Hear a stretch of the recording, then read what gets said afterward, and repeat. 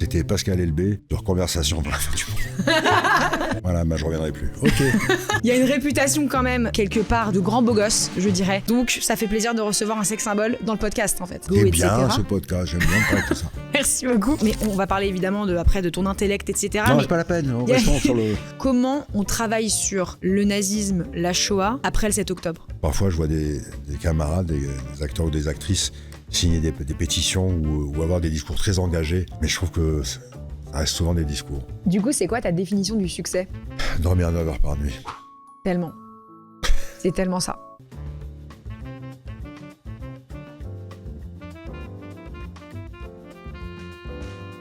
Pascal Elbé. Eh oui, devant moi. Exceptionnel acteur, réalisateur, comédien de théâtre, homme de scénario, d'écriture, de pensée, de tout ça. Je suis comblée d'être là avec toi. Je suis très heureuse que tu sois dans mon podcast. C'est gentil ça de me recevoir comme ça, c'est extraordinaire. Ah, j'ai compris. C'est parce qu'en fait, les bureaux, l'enregistrement, c'est vraiment dans un quartier perdu. Donc il fallait vraiment nous flatter pour venir. C'est un peu ça. Et le ça travail continue. Merci. En vrai, on est dans le 11e arrondissement, franchement, ça chill. Quartier central. Très bien, et puis je trouve avec une très belle activité culturelle. Tout à fait, absolument. Voilà, je reviendrai plus. Ok. Bienvenue dans Conversation avant la fin du monde. Merci beaucoup d'être là. Quand j'ai dit un petit peu autour de moi que je recevais Pascal Elbé dans le podcast, chez les femmes et chez les hommes, il y a eu quand même une espèce de truc d'émoi, de genre tu te fous de ma gueule, c'est mon fantasme absolu. Il y a quand même une réputation, mais on va parler évidemment après de ton intellect, etc. Non, c'est pas la peine, restons sur le... Il y a une réputation quand même quelque part de grand beau gosse, je dirais. Chez les hommes et chez les femmes, parce qu'en plus, il y a eu un film qui s'appelle Comme les autres. Bravo. Ouais, où tu joues avec Lambert Wilson, un couple gay. Donc vraiment, c'est chez tout le monde qu'il y a ce truc un peu de sexe symbole, je dirais même. Donc ça fait plaisir de recevoir un sexe symbole dans le podcast, en fait. Écoutez, ça me ravit évidemment. Et puis pourvu que ça dure, parce que évidemment, c'est pas la peine de faire le... Alors écoutez, je préfère qu'on parle d'autres qualités. Bah non, même ça là, j'aime beaucoup. Ah bah grave. Merci. On va en parler de tes qualités d'ailleurs. Tu viens ici pour faire la promo de ton 4e film, La Bonne Étoile. On va grave en parler. On va parler de ton métier, de ce que c'est que de réaliser un film, de jouer dedans également, etc. Mais la question que j'aimerais te poser en premier, c'est est-ce que tu sais dans combien de films tu as joué? Ah, pas du tout. Ouais. J'ai essayé de compter, c'était très difficile parce qu'après, il y a eu la télé, etc. Mais je crois qu'on est pas loin des 70-80. Films. C'est énormissime. T'as une filmographie colossale. C'est 40 ans de carrière? Ouais, mais, oui, parce que j'ai 77, donc j'ai commencé à l'âge de 2 ans. 30 ans de carrière, pardon. J'ai un siècle. J'ai un siècle de carrière.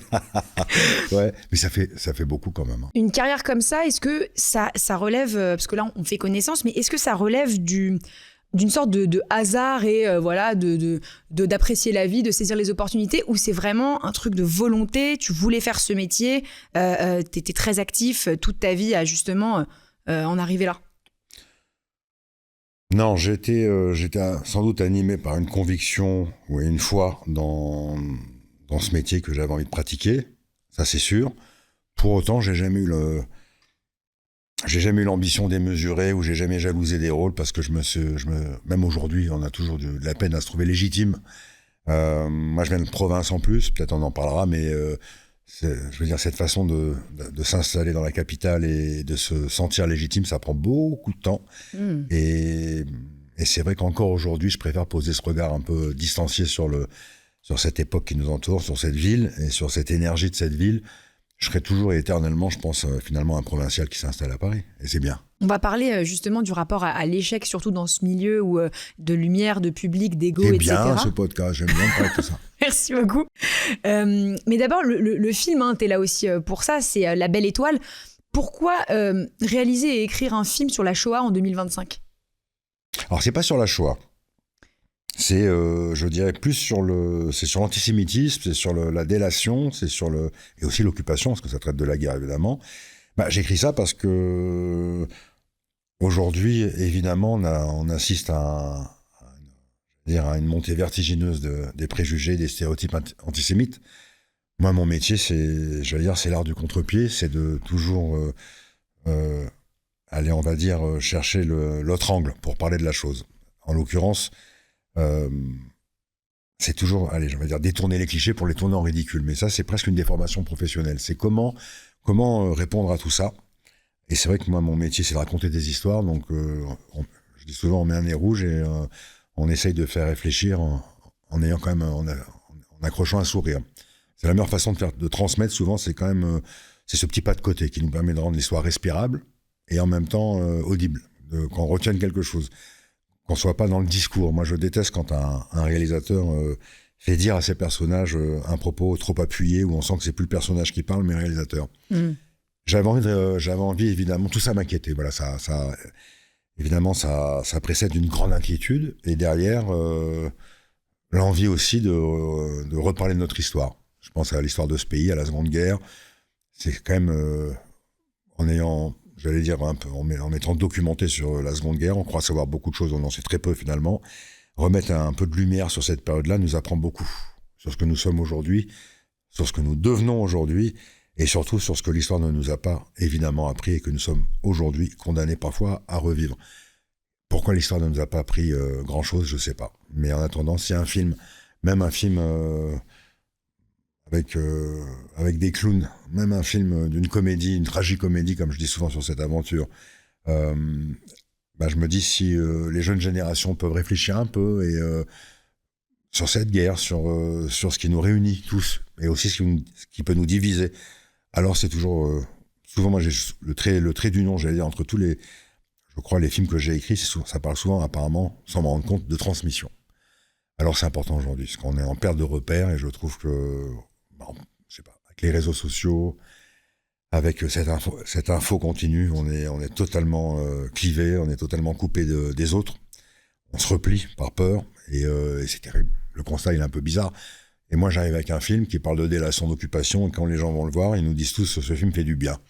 Alors, vous voyez, si on s'y prend bien, on peut, sans, j'allais dire, trop d'indulgence ou de complaisance avec notre histoire, mais sans trop de sévérité, on peut la raconter quand même.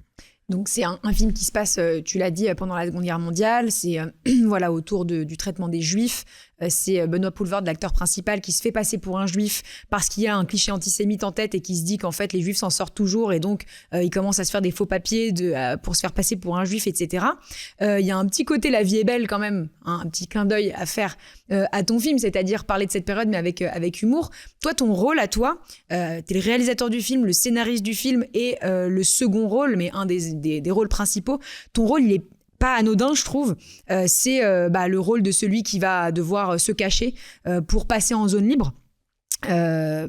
Raconte un peu le cheminement de pourquoi tu as choisi de jouer ce rôle-là, et pas le rôle peut-être même de Benoît Poelvoorde, qui est le gars qui se fait passer pour juif, tu vois. Non, bien sûr, non, t'as totalement raison. Déjà, je le dis souvent pour rigoler, mais c'est pas si faux. Hein. J'ai choisi de jouer ce rôle-là parce que ça faisait toujours un acteur de moins à caster, déjà. Mais je me suis pas posé la question. J'avais envie de jouer avec Benoît, et puis j'avais pas envie de cette représentation parfois qu'on fait du juif qui se cache pendant la guerre avec les petites lunettes cerclées. Vous savez, plein d'humilité, qui est plein de sagesse. Non, j'avais envie qu'il soit aussi, j'allais dire, dans ce que je peux représenter, de plus masculiniste. Non, c'est pas le bon terme. De plus fort. Et les termes, on les définit comme on veut. Derrière, quelque chose de très anxieux, très fragile, très traqué. Mais vous savez, en fait, je me rends compte, en t'écoutant, ce type se cache, comme aujourd'hui, on nous demande parfois de nous effacer, de nous cacher. Et je déteste quand je dis ça. Souvent, ça renvoie à des gens qui vont encore se plaindre. Mais comme je le dis dans le film, on ne va pas demander à ce qu'on nous emmerde et qu'on nous pourchasse et qu'on nous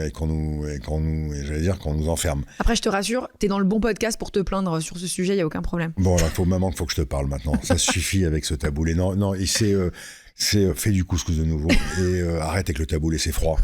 Non. Ce qui est important, c'est je me rends compte qu'aujourd'hui, quand je prépare le film, j'ai les gens à qui je suis autour de la table me disent qu'ils ont changé leur nom pour se faire livrer des courses. On se cache. Ouais. Finalement, on se cache à nouveau. C'est fou. C'est dingue. Et vous savez, moi, ce qui m'interroge beaucoup, parce qu'on a fait une grosse tournée sur le film, donc j'ai fait beaucoup de débats, dans plus de 80 villes. La plupart du temps, on partage les mêmes inquiétudes et les mêmes espoirs aussi. Mais ce que je trouve fou, finalement, c'est qu'à l'époque, on pouvait dire « je ne savais pas ». Il n'y avait pas les canaux d'information, il n'y avait pas tout ça. On pouvait dire « je ne savais pas » et se cacher, j'allais dire, de cette façon-là dans l'histoire. Aujourd'hui, on sait tout, on sait beaucoup de choses. Et j'aime bien les gens qui, quand on parle de cette histoire-là, ou de cette montée-là, inquiétante. Ça touche beaucoup de gens. Mais être touché, c'est bien. Être concerné, c'est mieux. Ça veut dire que, comme disait Sartre, les Juifs n'ont pas de problème avec l'antisémitisme. Eux-mêmes, d'accord, n'ont rien contre les Juifs. Aujourd'hui, parfois, moi, c'est le silence qui m'interroge. Alors, je vais être plus précis. Récemment, il y a eu un chef d'orchestre au Philharmonique qui a été interrompu dans sa représentation. On a essayé de l'empêcher de jouer, la CGT, encore un grand courant humaniste qui défend tellement bien les travailleurs, sans jamais défendre leurs droits. Il faudra qu'on m'explique pourquoi la CGT. Et je me dis, ces gens-là ont tout fait pour empêcher un artiste juif de se produire. Ça, c'est 40. C'est Vichy, on est totalement dans cette époque totalement nébuleuse, terrible. On l'a empêché de jouer. Mais moi, qu'il y ait des jours des tarés et des antisémites pour, on va dire, se servir du conflit là-bas pour invisibiliser des juifs. Je pense à Amir, évidemment, aussi beaucoup, qu'on a essayé de boycotter. À chaque fois, ils ont perdu. Parce qu'en général, sur le long cours, en général, j'espère, la vérité finit toujours par l'emporter.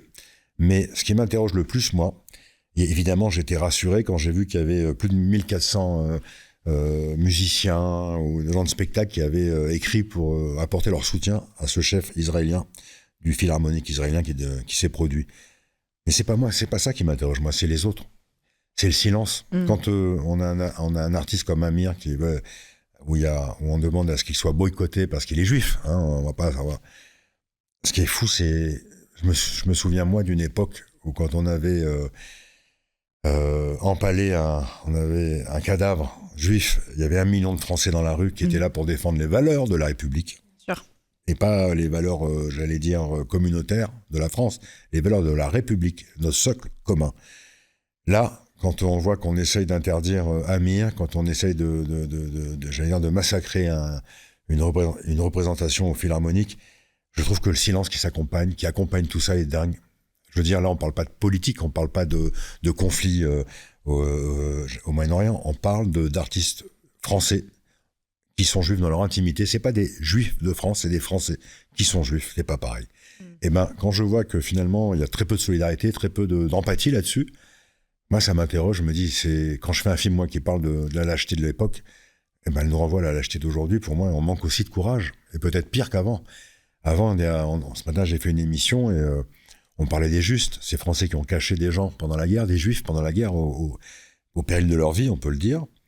Ils sont où les justes d'aujourd'hui? On leur demande juste parfois d'accompagner sur une tribune ou une pétition, ils la signent même pas et ils s'engagent pas.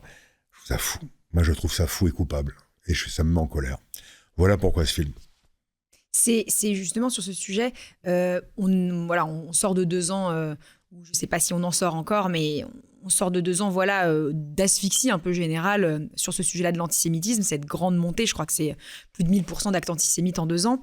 Est-ce que c'est plus les actes antisémites ou les propos antisémites même de certains partis politiques ou plus les silences qui choquent? Les partis politiques, on a compris leur jeu, cette façon d'attirer certains... C'est des positions très clientélistes. Bon, on sait que voilà, ils ont choisi leur algorithme, leur narratif et ils y vont à fond. Au moins c'est clair, ils sont en vitrine, ils s'en cachent même plus.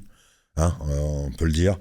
Je vais même pas les citer, ces 3 lettres-là qui pour moi sont totalement, antinomiques avec même l'esprit même d'une certaine république en France. C'est complètement fou. Non, c'est le silence, moi, qui m'interroge. Moi, j'aurais aimé que, même après le 7 octobre, il y ait des plumes de l'Académie française, qu'il y ait des intellectuels qui prennent un peu plus souvent la parole. Et aujourd'hui, face à cette recrudescence de l'antisémitisme, oui, je trouve ce silence fou, mais des artistes. Et après, pour moi, c'est le même silence qui me foudroie. Quand je vois ce qui se passe en Afghanistan, quand les femmes n'ont plus la parole dans l'espace public, quand elles n'ont plus le droit d'avoir la parole à l'intérieur de chez elles, et depuis 15 jours, qui n'ont plus le droit d'aller à l'école. Elles n'ont plus accès au savoir. Où sont les gens dans la rue? Où sont tous ces gens qui ont manifesté pour défendre les Palestiniens dont le combat, évidemment, est important, mais c'est bizarre. On dit souvent, et pardon de faire ce raccourci, no Jews, no news, mais pourquoi aujourd'hui on ne descend pas dans la rue avec force pour défendre ce qui se passe au Soudan? Pourquoi dans la presse, pourquoi dans les médias on en parle si peu? Moi j'ai vu des images, c'est complètement fou. J'ai vu des images de charniers au Soudan, Pourquoi on n'en parle quasiment pas? On va vous dire, non, on en a parlé. On en a parlé, ne me suffit pas. Ça devrait faire quand il y a, j'allais dire, pas un pays voisin, ils sont pas à côté de nous, mais quand il y a un pays auquel on peut accéder en 5 heures d'avion, quand je vois qu'il y a des femmes qui sont totalement invisibilisées, mais invisibilisées, c'est un terme qu'on aime lire ici, mais là-bas, elles n'existent plus. C'est au-delà de l'invisibilisation, elles sont niées, elles sont déniées, et on n'en parle pas. Qu'est-ce qui se passe au Soudan pour que j'ai vu des images totalement horribles sur des massacres faits par les djihadistes? Pourquoi on n'en parle pas? Pourquoi il n'y a pas autant de gens dans la rue? Quand il y a eu une manifestation là, pour le Soudan il y a 15 jours, ils étaient 300 sur le trottoir. Pourquoi, bizarrement, il y a ce silence assourdissant? À quel point nous sommes manipulés, à quel point notre indignation peut être ultra sélective? Évidemment, pour moi, c'est glaçant. Évidemment, c'est les réminiscences du passé. Évidemment, dès qu'il s'agit de juifs, et je déteste parler comme ça parce qu'on va encore se dire, allez, dès qu'on vous attaque, vous vous plaignez. Mais encore une fois, et je le dis d'ailleurs, c'est une phrase du film, hein, un personnage, à part vous plaindre, vous ne savez rien faire. Mais juste, on ne demande pas à se plaindre, on demande à créer, à être innovant dans la recherche, dans le domaine médical, on invente des choses chaque jour. Je dis les Israéliens. Moi, je ne suis pas israélien, je suis d'abord français, mais ce qui se passe dans mon pays m'indigne et parfois me fait honte. Et pourtant, qu'est-ce que j'aime la France? C'est mon pays. Je me lève en français, je m'endors en français. C'est quand je traverse la France, je me dis c'est le plus beau pays. Comme dirait Tesson, c'est un paradis peuplé de gens qui se croient en enfer. Et je le pense profondément. Mais tout ça me met un peu en colère. Et même au sein même de mon métier. Faut pas trop, j'en parle pas trop parce que je préfère avancer différemment. Mais ce silence, je m'interroge. Moi, je me suis tellement, quand j'étais plus jeune, battu pour touche pas mon pote, pour être dans justement, pour faire tomber ces barrières qui nous clivent, absolument. Quand je faisais mauvaise foi avec Roche Dizem pour parler du communautarisme qui nous divise entre juifs et musulmans, quand je vois aujourd'hui ce silence qui accompagne ces actions inacceptables pour empêcher des gens d'être ce qu'ils sont et de vivre, moi, ça me terrifie. Je me dis, faites pas de grands discours. Les féministes, c'est le courant féministe qui a empêché des femmes du 7 octobre, qui étaient là aussi, ce MeToo, pour défendre toutes ces femmes qui ont été sévissées pendant le 7 octobre, qui ont dû être exfiltrées d'un cortège à Paris parce qu'elles défendaient juste des femmes juives. Où sont ces féministes sur les femmes en Afghanistan? Où sont les cortèges de féministes pour les femmes en Afghanistan aujourd'hui? Où sont ces féministes pour défendre les Soudanaises aujourd'hui? Si on ne parle même pas que du Soudan, même des Soudanaises, des femmes qui sont aujourd'hui massacrées, on a vu des images. Mais où sont-elles? Comment on peut encore leur accorder autant de tribunes, autant d'importance, quand on va dire que leur sincérité est totalement biaisée, c'est totalement politisé. Oui, ça me fout parfois le bourdon. C'était gros, ça, hein? J'ai bien aimé, c'était une très belle tirade, mais... T'es énervé, papa, hein? On va rester sur ce sujet, entre guillemets, c'est-à-dire que t'as commencé à travailler sur ce film il y a 4 ans, tu m'as dit? 3-4 ans. Ouais. Donc, avant effectivement, avant Jésus-Christ, avant le 7 octobre, avant la montée de l'antisémitisme. Quand tout ça a commencé, quand on a vu des actes antisémites, cette montée flambante, est-ce que tu as hésité à poursuivre le travail sur ce film? Est-ce que tu as eu une émotion particulière sur le sujet par rapport au contexte? Non, je te dis franchement, j'étais tellement plus dans mon film, j'étais juste abattu, comme citoyen, même comme artiste, pour reparler de ce silence qui a accompagné ce qui s'est passé après le 7. J'étais défait. Pour autant, j'ai jamais pensé qu'il fallait abandonner ce propos et ce combat-là. Jamais, parce que sinon je pars. Ça sert à rien de se plaindre, on part. On n'est plus heureux dans ce pays, on part. Moi, j'ai pas du tout envie de partir. Moi, je suis bien ici. Parfois, je suis même heureux dans ce pays. J'aime les gens qui m'entourent, qui me portent. Mais c'est vrai que quand on s'est posé la question, et au début, on m'a dit pourquoi tu veux raconter ça? Et après le 7 octobre, le service public qui cofinance le film nous ont écrit pour dire qu'il y a urgence à faire ce film. Ah ouais. La petite lumière qui s'allume. Donc on n'est pas tout seul. Et là, en traversant la France, encore une fois, j'ai compris on était plein à partager les mêmes inquiétudes, les mêmes espoirs. Il fallait évidemment continuer le combat, mais après, on m'a demandé de travailler des éléments de langage pour la promo, de façon à pas trop peut-être appuyer là-dessus ou pas là-dessus. Vous savez, j'avais fait un film un film sur Halimi. Bien sûr. Et il y a des salles 24 jours. 24 jours. Et il y a des salles qui avaient, par peur de des raisons sécuritaires, encore un courage absolu. Il y a des exploitants qui avaient refusé de jouer le film. On parle quand même juste d'un jeune Français qui s'est fait séquestrer sur un préjugé et qui s'est fait torturer et qui en est mort. On n'a pas dit que c'était de la faute d'une certaine communauté, des musulmans, des arabes. Non, on a dit que cela était faux et c'est les préjugés qui ont tué ce gamin. Il y a des salles qui n'ont pas voulu. Le débat n'était déjà plus possible. Il y avait ce chroniqueur, vous savez, avec les cheveux longs, là, qui défend les moustiques plutôt que de défendre des humains, Je vois de qui vous donc parlez. des juifs, Enfin, de qui tu parles. avait parlé dans l'émission, avait commencé à dire, chez Ruquier avec Arcadie, avait dit, finalement, ce qui est arrivé à Ilan Halimi, c'est un peu en réponse à ce qui se passe en Israël. Déjà, il y a 20 ans, quand il se passait, évidemment, c'était un pays en guerre, mais c'était pas ce qu'on a connu après le 7 octobre. Et déjà, il était en train de donner, je veux dire, de trouver une justification à un jeune homme qui venait de se faire supplicier, torturer, qui en est mort. Et ça, ces gens-là, ils ont des chroniques, c'est des gens qui ont une tribune, et ils continuent à être très toxiques et à avancer, même plus masqués. Qu'est-ce que vous voulez que derrière, je me dis, je vais abandonner ce film-là? Si ce film sourit un peu, s'il y a un écho qui se produit là dans les jours qui viennent, quand il va sortir, d'abord, ce sera la plus belle des pommades pour beaucoup de gens dont je fais partie. Mais ce sera aussi un pied de nez génial et même un doigt d'honneur à tout ce courant de pensée qui est nauséabond. Voilà. Ça, c'est dit. Non, c'est politique, hein. Je savais pas que c'était chez... C'est organique. Ouais. Et donc il se passe le 7 octobre, etc. Je sais pas où t'en es exactement dans l'écriture ou la production ou la fabrication de ce film, mais comment on travaille sur le nazisme, la Shoah, après le 7 octobre? Il faut tout simplement penser, ou en tout cas arrêter de penser que l'actualité doit prendre la culture en otage.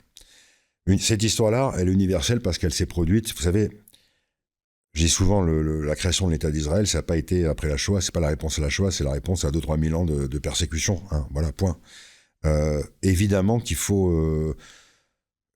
j'ai pensé très fort comment raconter ça, mais en réalité, ça change rien. Il n'y a rien qui a bougé, il n'y a pas une ligne qui a bougé parce que ce que je raconte, c'est une reproduction. Ce qui s'est produit en 40 se reproduit aujourd'hui et c'est déjà produit avant 40. L'antisémitisme a vécu un pic absolument fou après le 7, mais il était déjà très, très présent avant le 7, puisqu'on a fait Halimi et d'autres choses qui ont précédé.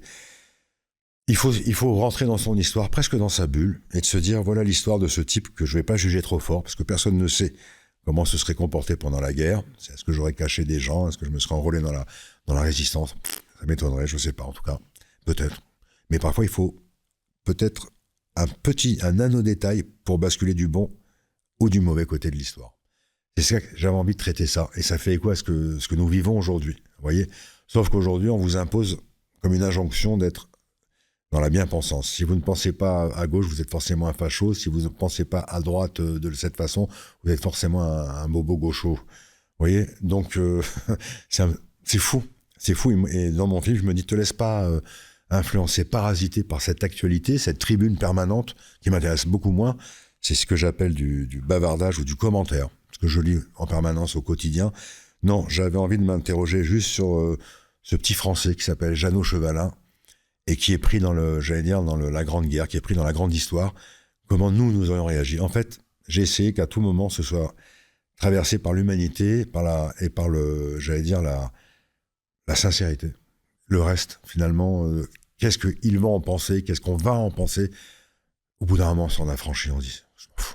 Oui, c'est presque l'histoire d'un mec qui est pas du tout juste et qui devient juste, quoi. Et totalement. Il est presque injuste même. Ouais, c'est ça. Mais en tout cas, il est assez veule, assez lâche. Et ce type-là, dans son parcours, va tout doucement s'affranchir de sa paresse et de ses préjugés pour devenir, comme on dit dans le film, presque un mensch. Hein, un mensch. Un sage. Voilà, un sage, quelqu'un qui fait face à ses responsabilités, un mensch.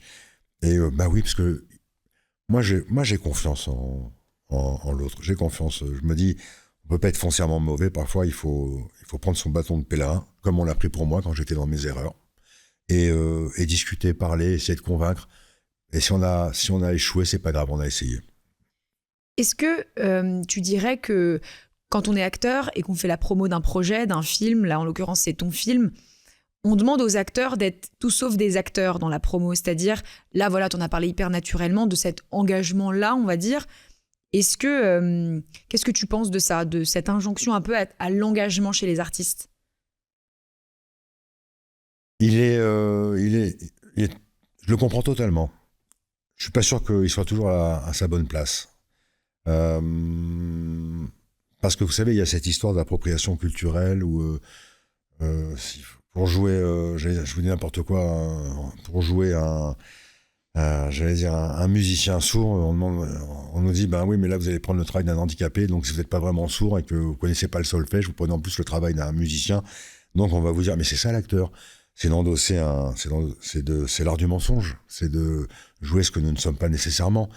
Parfois, je trouve que quand des acteurs signent des tribunes et parce qu'on est des gens dans la lumière, on pense que nous sommes des gens d'importance, pour moi, c'est peut-être le début de l'imposture ou d'un malentendu. Je n'aime pas parfois quand des acteurs prennent un peu trop vite la tribune, comme si les gens qui les regardent n'avaient pas compris, comme si les gens en province ou ailleurs n'avaient pas la lumière dans toutes les pièces, et que c'est à nous les acteurs de leur dire de quel bon côté de l'histoire vous devez être, pour qui penser, pour qui voter. Je déteste. Et je trouve que parfois je vois des camarades, des acteurs ou des actrices signer des pétitions ou avoir des discours très engagés, mais je trouve que ça reste souvent des discours. Je trouve que c'est à l'intérieur même de notre art, de notre exercice, qu'on doit s'engager.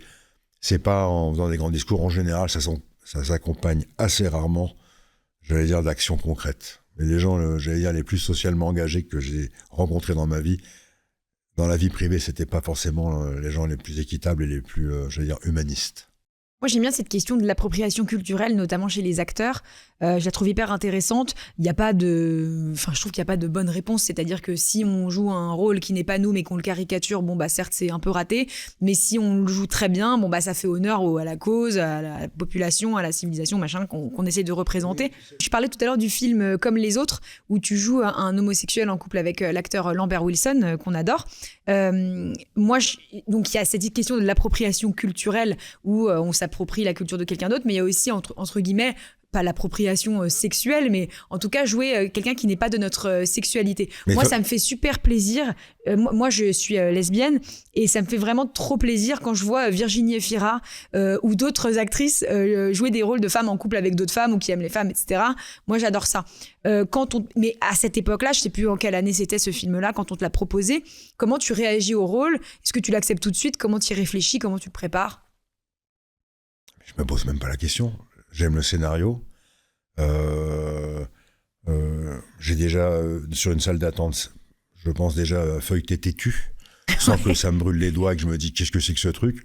La seule chose que je voulais, c'était, encore une fois, c'était éviter de casser le poignet et de jouer le stéréotype d'un gay. Pour moi, c'était important. C'était important de jouer ce personnage-là pour ce que ça racontait. Hein. C'était un film qui parlait de l'homoparentalité.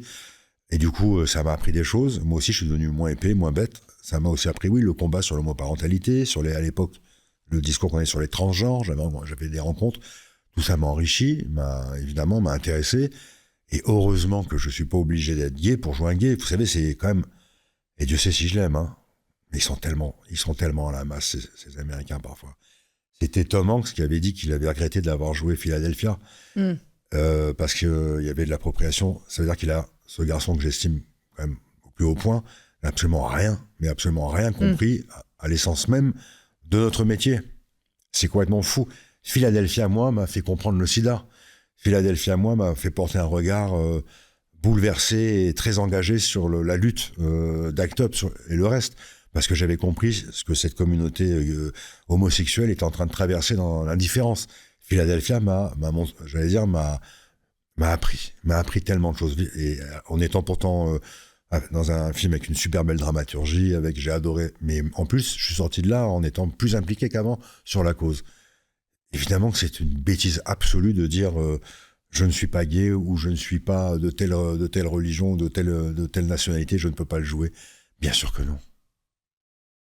C'est quoi la différence de plaisir entre jouer et réaliser ? Le plaisir, c'est un plaisir, j'allais dire, totalement décomplexé. Le jouer, c'est on vous prend par la main, on met son petit nez rouge et on joue sa partition, on la travaille, il faut s'impliquer, mais j'allais dire, on est materné, on est conforté, on est chouchouté, et c'est un plaisir inouï. Et on essaye de donner vie à un texte ou j'allais dire, à une histoire, et c'est déjà beaucoup de travail. Évidemment, moi j'adore les comédiens, les comédiennes. On va dire que réalisateur, je veux dire que c'est plus l'aventure ultime. C'est d'être partout, c'est de se prendre un peu pour Dieu sans son melon, hein. Ouais. Un petit Dieu. Mais c'est comme, je dis souvent, c'est comme une famille nombreuse où tout d'un coup à table, vous êtes 20 et quand vous ouvrez la bouche, tout le monde se tait instantanément et vous écoute. Ça, c'est un joujou génial. Et c'est d'avoir une idée dans un coin de sa tête et se retrouver comme hier soir à Arras et de montrer de films devant 1500 personnes et d'entendre des rires. Et après, un public ému. Alors ça, je me dis, mais c'est quoi cette magie, ce métier? Le métier de conteur d'histoire, donc réalisateur, on va dire. C'est absolument inouï j'allais dire, c'est ultra jubilatoire. C'est fou, et je trouve que ça dépasse tout. Ouais, quand même. C'est quoi le film que t'aurais aimé réaliser? Oh là! Non, un film que j'aurais voulu écrire. Ouais. Un film sur Woody Allen. Ok. Le seul qui suscite des jalousies, c'est les scénaristes. Pour moi, c'est pas les réalisateurs. Ah ouais? J'ai pas de, non. Je me dis pas, putain, comment il a fait ça, je m'en fous. Par contre, il a raconté ça. Et Dieu sait si j'aime le cadre, j'aime l'image, j'aime réaliser, bien sûr, mais l'histoire. Quelqu'un qui a eu cette idée que je n'ai pas eu, quelqu'un qui a su le raconter là où je n'ai pas su forcément raconter cette chose-là. C'est les livres, moi, qui me donnent l'impulsion quand j'écris. Les livres et certains films, notamment de Woody Allen. C'est marrant. Ah, donc Woody Allen, c'est ton réalisateur, scénariste plutôt préféré? Bah, en tout cas, quand je vais pas bien, ou je me prends un bon film de Nino Rizzi ou de Mario Monicelli, ou un bon film de Woody Allen ou de Lubitsch, Mankiewicz, je peux vous en citer, Capra, et un tel souci du dialogue et du rythme, en général, c'est comme j'allais dire un bon guronzan, ça me donne immédiatement une impulsion de m'y mettre en me disant, voilà, ils ont osé, ils ont été jusque-là, je vais y aller aussi, ça me donne une impulsion, voilà, ça c'est mes aînés qui m'accompagnent. Et si on veut connaître Woody Allen, on commence par quel film? Moi, j'ai ma petite idée. Moi, c'est Vicky Cristina Barcelona. Très moderne. Trio amoureux. Non, magnifique, avec même formellement super. Mais non, mais moi, Woody Allen, moi je remonte beaucoup plus haut. Moi j'adore Manhattan évidemment, mais j'aime à peu près, même les films mineurs de Woody Allen, il y a toujours à prendre. Mais Vicky, c'est formidable. Match Point, juste dans la même période, c'était super, mais c'est Annie Hall, pour moi, c'est une référence absolue. Puis j'aimais ses interprètes, j'aimais l'intelligence qui se dégage de tout ça. J'aime son écriture, j'aime sa façon de voir. C'est ces gens-là qui ont rendu, et pourtant je pense qu'eux-mêmes sont très malheureux et très, très névrosés, mais ces gens-là m'ont rendu la vie, j'allais dire, un peu plus légère. Voilà. C'est pour ça que j'aime le cinéma, c'est parce qu'ils ont ouvert la fenêtre. À quel point tu réalises tes films? C'est-à-dire, est-ce que tu vas être le réal qui va avoir le souci de le costume d'un figurant qui est derrière, qu'on voit à peine, etc., qui va, à la moindre note de musique, qui va pas changer tout? À quel point tu réalises tes films? À 100%. Okay. Si là, par exemple, on réalisait, je commencerais par changer les poignées de la porte là en plastoc. Ouais, non, mais là, les poignées, non, mais c'est pour te dire l'échelle déjà, je fais attention.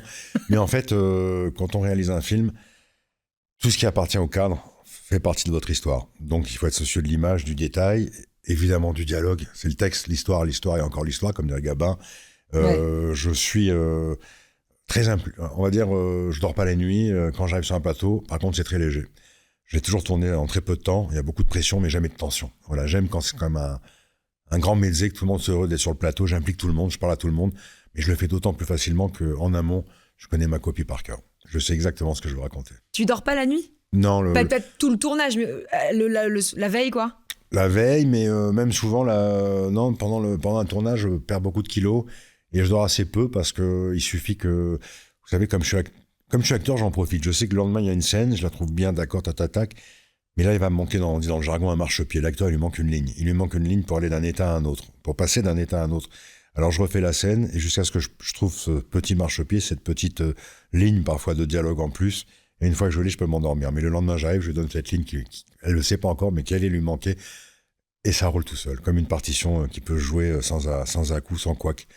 Non, c'est quelque chose d'absolu. Quand je réalise un film, je rentre d'ailleurs, c'est assez désagréable, hein, pour mes proches. Parce que je suis dans une espèce je rentre vraiment en immersion, dans une espèce de bulle, c'est très C'est autarcique, hein, cette aventure, mais ouais, j'y vais, je m'occupe de tout. Là, je suis contente d'avoir un acteur en face de moi sous la main parce que j'aime bien le sujet de l'ego. Et l'ego, c'est l'ennemi, le meilleur ami de l'acteur, en fait, en permanence et tout le temps. Et en fait, j'aimerais savoir si tu trouves que t'es un bon réal. Oui, Super. oui, je trouve que je suis un bon réal, ouais, et je vous emmerde. Non, je suis un bon réal, mais j'aime bien le travail bien fait, je pense être un bon réalisateur. Mais comme dirait ma mère, un bon réalisateur, c'est toujours pas un très bon réalisateur. Je suis un bon réalisateur, mais sinon je serais un menteur. Je serais pas sincère en me disant non, j'ai encore bien à progresser. Je sais même pas ce que ça veut dire progresser.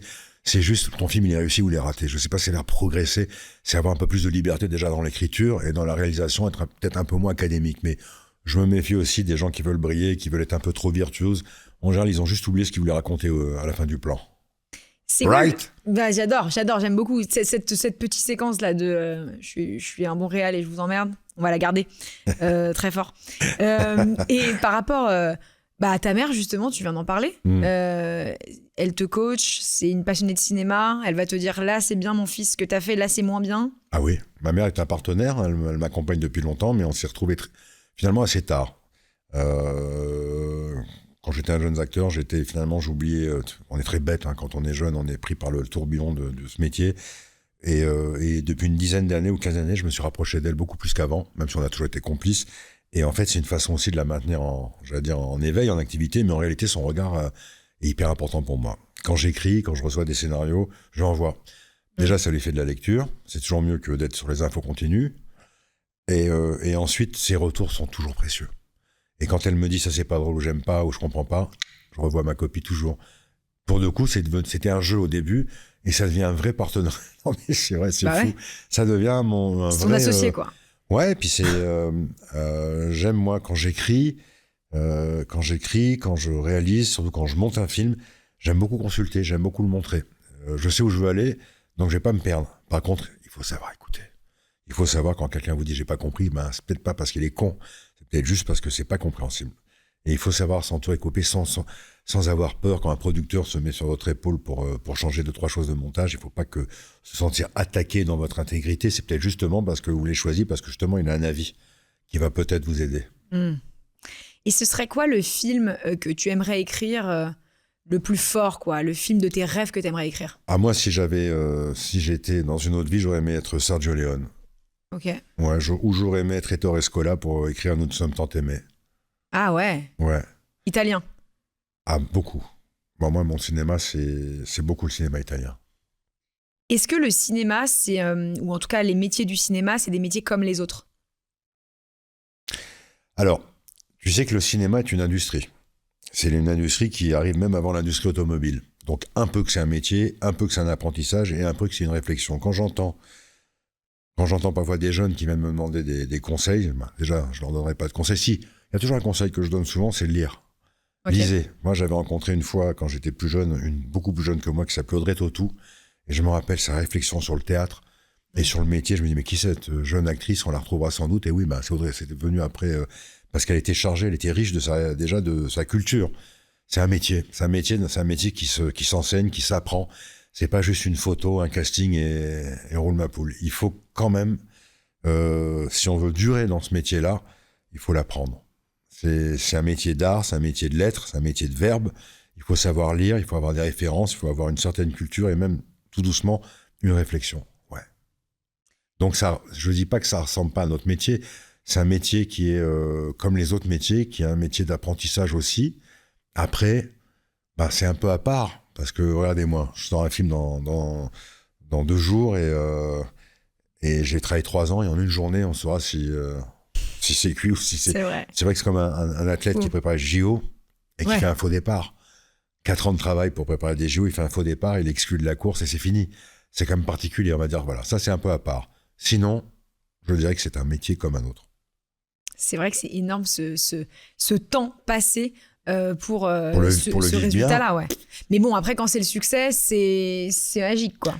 Quand c'est le succès, c'est au-delà de magique, c'est un grand soulagement. Est-ce que tu doutes en tant qu'acteur? Oui. Oui, enfin, Non, je doute tout court. Je doute tout court. Je doute sur les sujets à aborder, sur l'écriture souvent, et comme acteur, c'est même plus du doute, c'est... Non, je doute, bien sûr, je doute, mais pour le coup, j'ai quand même... je sais où devrait aller, enfin, quelle musique adopter. Et après, c'est tout le travail, c'est est-ce que je vais arriver à reproduire cette musique que j'ai imaginée. Ça, c'est le métier. C'est aussi l'expérience qui fait, ah, j'y arrive. Vous êtes presque le premier surpris. Mais oui, je doute. Léa Salamé, dans quelle époque j'ai regardé la promo, hein, normal, pour préparer cette interview. Elle t'a posé la question suivante. Elle t'a dit est-ce que ton physique avantageux a été toujours un avantage? Et tu lui as répondu que non. Mais comme c'était une interview du tac au tac, on n'a pas pu développer ce truc-là. Bah non, parce que j'ai toujours. Vous savez, il y a. Bah oui, c'est ce physique parfois un peu de bellâtre, un peu de. Ou peut-être ça peut. On est comme dans une. En France, parfois, on a eu cette tendance un peu qui découle du cinéma, on va dire, de la nouvelle vague.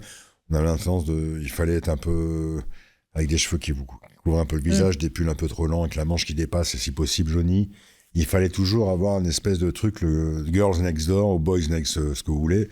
Il y avait toujours un truc de si on arrive un peu grand, en portant à peu près bien. Et moi, je pense que parfois ça m'avait desservi. Quand j'étais plus jeune, je voulais grossir, perdre mes cheveux comme Coluche et faire quelque chose pour me dire on va m'entendre. Ah ouais. Oui, alors on va pas. Là aussi, je vais pas me plaindre, ça va. Hein, quand on me flatte, ça va. Et puis à mon âge, donnez-moi un peu de pommade, je prends, j'étale. Mais sinon, non, c'est pas. Parfois, c'est un physique, je pense, qui m'a interdit de jouer des choses et qui a fait qu'on me regarde pas nécessairement comme peut-être ce que je suis à l'intérieur. Mais aujourd'hui, I don't give a shit. Donc on est bilingue, j'adore, c'est très bien. C'est quoi du coup le compliment qui t'embarrasse le plus? Tous les compliments. C'est un truc sur lequel je travaille. Quand on me dit du bien sur le film, comme tout à l'heure, on me dit du bien, je suis obligé de passer vite à autre chose. Et toi, sinon ça se passe bien, il paraît que c'est super ce que tu as écrit là. Non, j'ai du mal avec les compliments, comme j'ai eu du mal très longtemps avec les cadeaux. Alors je fais un travail sur moi, je ne veux plus blesser les autres quand ils veulent me faire du bien ou un compliment. J'essaye de l'encaisser, de l'accepter, mais je suis mal à l'aise avec ça encore aujourd'hui. Je sais pas si on peut en parler. Tu me dis, hein, voilà. Mais à 42 ans, il t'est arrivé quelque chose, c'est que tu as été progressivement, je pense, atteint de surdité d'une oreille.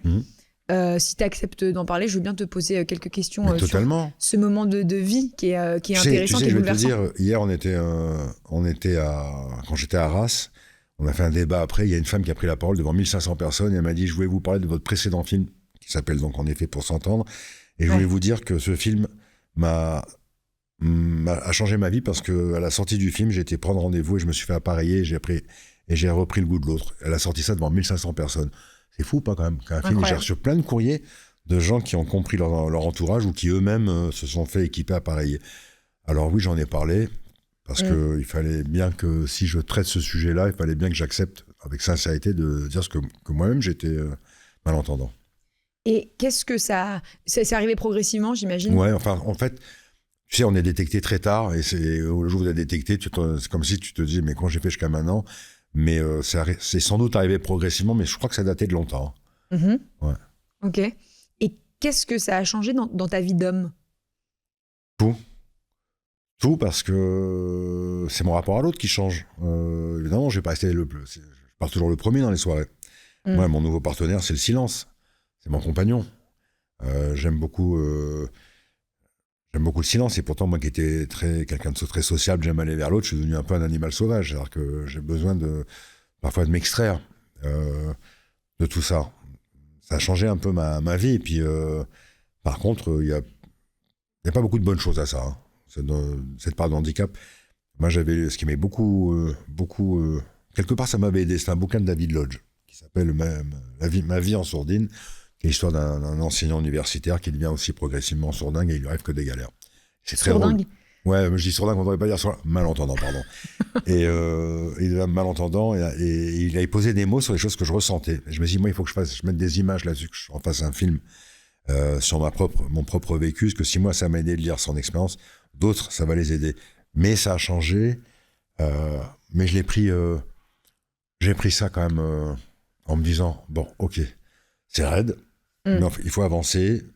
Le miracle, c'est que j'ai même réussi à en faire un film qui a aidé des gens, qui m'a aidé moi, évidemment, en premier lieu. Mais ce qui a changé, peut-être, c'est évidemment... en fait, pas tant que ça. Parce que quand je suis avec des gens, moi, j'aime bien être dans un petit cercle. J'aime bien avoir 4 ou 6 personnes à ma table, pas 10.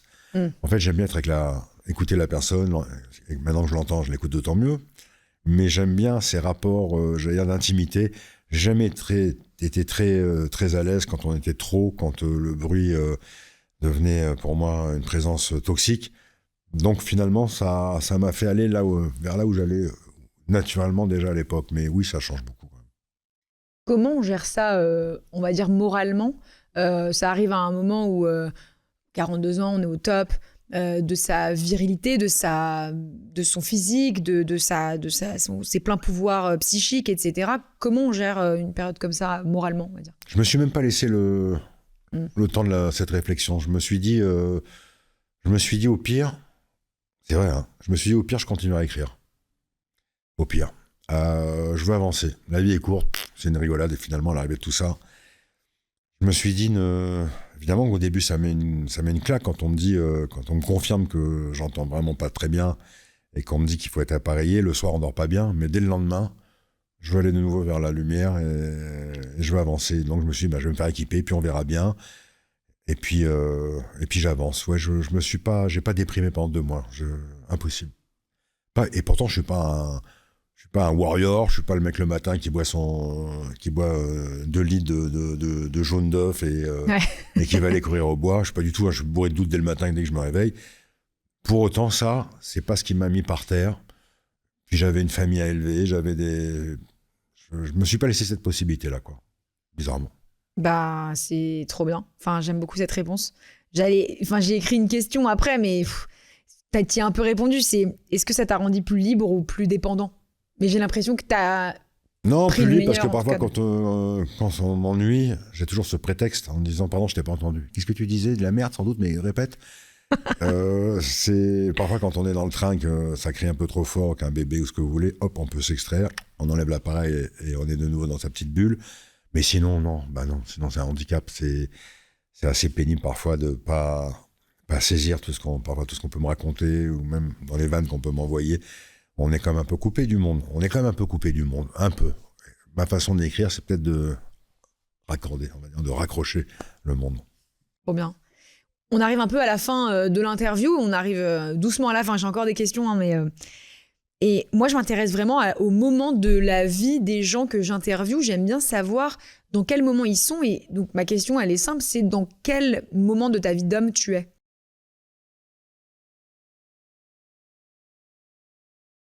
J'aime bien l'endroit où je me trouve aujourd'hui. C'était parfois une lutte, souvent contre soi-même, hein, évidemment. Mais j'aime bien au point où j'en suis aujourd'hui.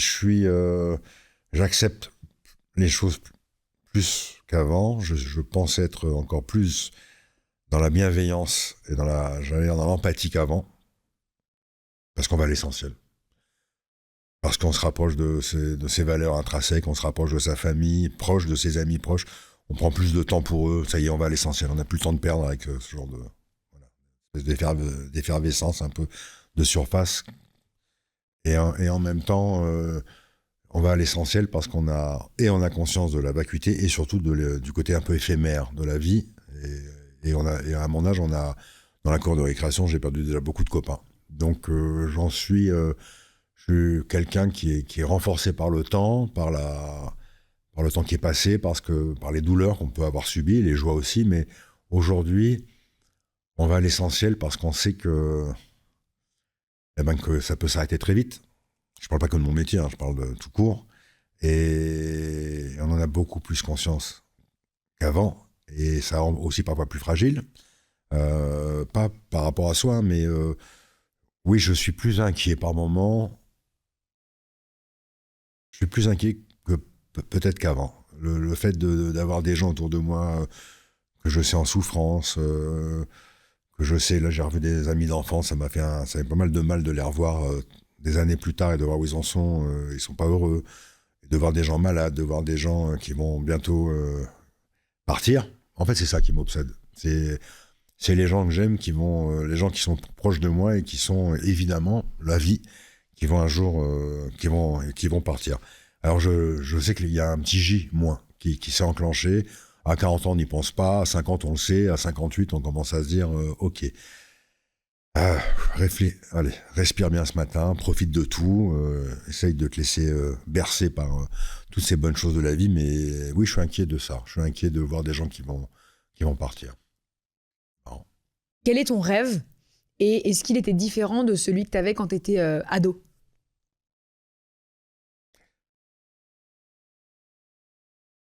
Non, moi, j'ai jamais rêvé, en fait.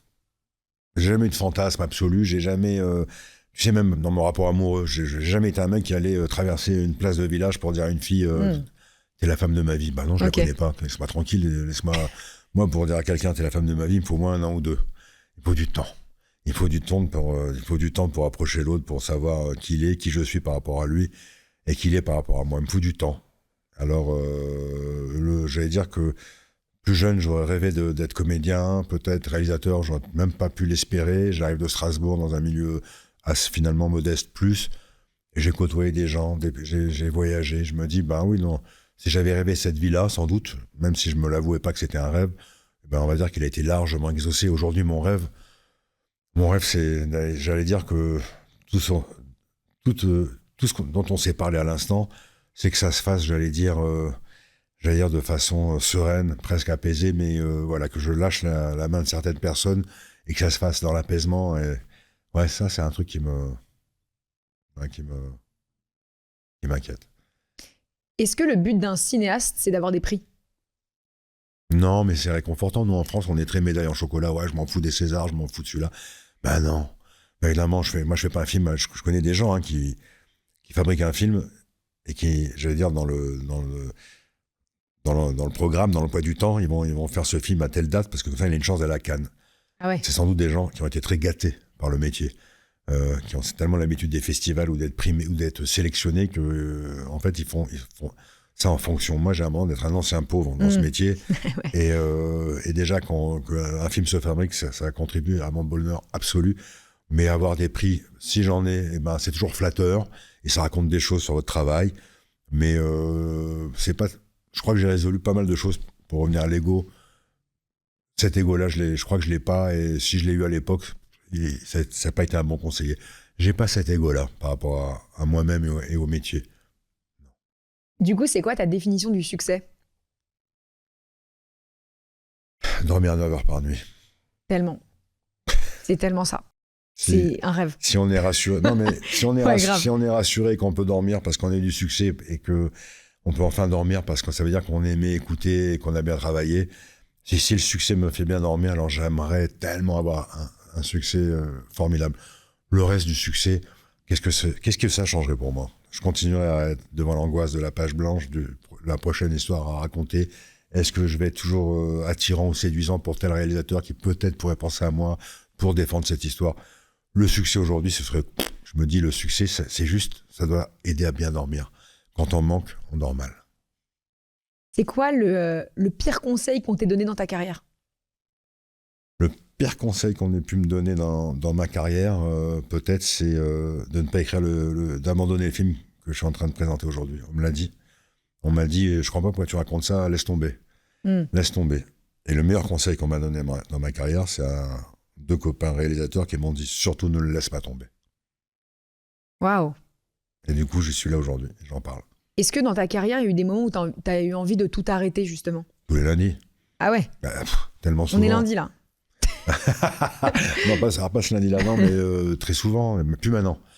Plus maintenant du tout. Mais il y a quelques années, mais tellement, dès qu'un film marche pas, ou dès que on a l'impression d'avoir été un peu, entre guillemets, presque méprisé, ou d'être totalement invisibilisé dans une soirée, on se dit à quoi je sers, c'est rien, ce métier me pollue, allez, au revoir. Tellement de fois, ce qui est normal. Évidemment qu'il n'y a pas un métier, on n'a pas envie d'arrêter un jour dans sa vie. Mais il y a très longtemps. Maintenant, je sais que ce métier, je lui dois beaucoup, mais tellement. Tu sais, il y a 2-3 ans, j'ai perdu un de mes meilleurs copains, mes plus anciens copains, et j'étais au théâtre. Donc il fallait jouer. Et il fallait jouer tout en s'occupant de comment je gère la sortie du... Enfin bref, tous les détails, j'allais dire, un peu morbides, quand quelqu'un s'en va, qu'il fallait que je gère. le fait de jouer, je me suis dit, j'y arriverai jamais. Et ben, le fait d'avoir joué et d'avoir entendu les rires du public, quand on parlait de l'amour du public, moi, je me dis, ils sont fous. Il y a que Sardou, Hallyday, qui tu veux, M, qui peut parler de l'amour du public. Moi, je comprenais pas ce que ça voulait dire. Et en réalité, j'ai compris que c'est un métier. J'ai vécu beaucoup mieux le deuil qu'on était un noyau dur, comme ça, de 4 camarades. Et les 2 autres qui n'ont pas ça, évidemment, ils ont davantage souffert que moi, parce qu'ils n'avaient pas j'allais dire, ces bonnes vibes, cette vibration, ce qu'on pourrait appeler de l'amour, qu'ils recevaient tous les soirs. Et j'ai compris que moi, j'étais obligé d'y aller. Et cette obligation, cette injonction à travailler, d'être sur scène, m'a sauvé la vie. Donc je me suis dit, quand même, ce métier, même si je le tenais un peu à distance pour on me racontait des trucs sur l'amour du public et tout ça. Ouais, je peux dire qu'aujourd'hui, ce métier, parfois, me sauve la vie, bizarrement. Dernière question de ce podcast. On arrive à la fin de cette conversation avant la fin du monde. Moi, j'aime bien poser cette question parce qu'elle amène à plein d'ouvertures de réponses, mais est-ce que, et d'ailleurs, tu es un acteur, donc c'est encore plus intéressant, est-ce que tu te trouves beau? Comme tout le monde, il y a des jours, je me trouve beau, il y a des fois, je me dis mais canon ce film-là, qui c'est? Tu peux même le présenter? Je parle au miroir, il n'y a pas de raison. Oui, bien sûr. Et il y a des fois, on peut te le dire, tu sais, quand tu es dans cette période de promo intense, on est que sur soi, on fait des selfies toute la journée, enfin des photos, on se voit là, on voit sa tête. Et récemment, pour me faire plaisir, il y a un spectateur qui m'a fait un joli dessin sur moi, un portrait caricaturé où je pense que mon nez, c'est comme si tu avais collé 5 culs. Ouais. Comme tout le monde, parfois on arrive à un dégoût de soi-même. Quand on est en fin de promo, on peut plus regarder sa tête. Il y a des fois, par exemple, quand je suis dans un ascenseur, quand je me regarde, je bâille systématiquement. C'est un toc, c'est un réflexe. La plupart du temps, je bâille. Quand je suis dans la salle de bain, je me brosse toujours les dents dans la pénombre, dans le noir, pour ne pas me regarder. C'est ouf. Non, c'est qu'à un moment donné, quand t'es en lumière et tout, c'est totalement commun, banal. C'est à un moment donné, évidemment que t'as une saturation totale de ton reflet, de ton image. Oui, t'arrives presque, ça confine presque à un dégoût de soi. Et après, quand la promo passe, tu réapprends de nouveau à te regarder, à réallumer la lumière, t'apprends à t'accepter. Mais c'est pas qu'on s'accepte pas, mais n'importe qui serait toute la journée devant son reflet, c'est insupportable. Donc parfois je me trouve bien, parfois je me trouve même beau gosse, et puis parfois je me trouve waouh. Je me dis c'est quoi cette gueule de cul, mais comme tout le monde. Merci beaucoup Pascal Elbé. Ça va, c'était pas très drôle, hein, c'était un peu engagé, non mais c'était hein. bien, moi j'ai adoré là ce moment. Enfin, t'as remarqué que j'ai pas trop regardé mon iPad et tout, ouais. J'étais très inspirée. Bon, génial. Donc super, très bien. À la maison, j'espère que vous aussi, vous avez apprécié cette conversation. Bah oui. On remercie tous Pascal Elbé d'avoir participé à Conversation avant la fin du monde, et t'es le bienvenu ici pour tes prochains films en tant qu'acteur, scénariste, réal, ce que tu veux. Je peux en faire un dernier? Ouais. C'était Pascal Elbé sur Conversation avant la fin du monde. Merci, salut. Merci à toutes et à tous d'avoir écouté mon podcast Conversation avant la fin du monde. C'était Julia Layani. Si vous avez kiffé ce podcast, n'hésitez pas à faire plusieurs choses. La première, mettez 5 étoiles. La deuxième, taguez le podcast en story. Bon, ça, vous n'êtes pas vraiment obligé, mais en vrai, ça peut grave m'aider. Enfin bon, t'as compris. Et surtout, abonnez-vous au podcast sur la plateforme que vous utilisez. Et si c'est Spotify, mettez un commentaire. Ou tout simplement, vous m'envoyez un DM sur Instagram sur le compte Conversation avant la fin du monde ou Julia Layani pour me faire vos petits retours parce qu'ils sont hyper précieux pour moi. Et surtout, merci à vous tous.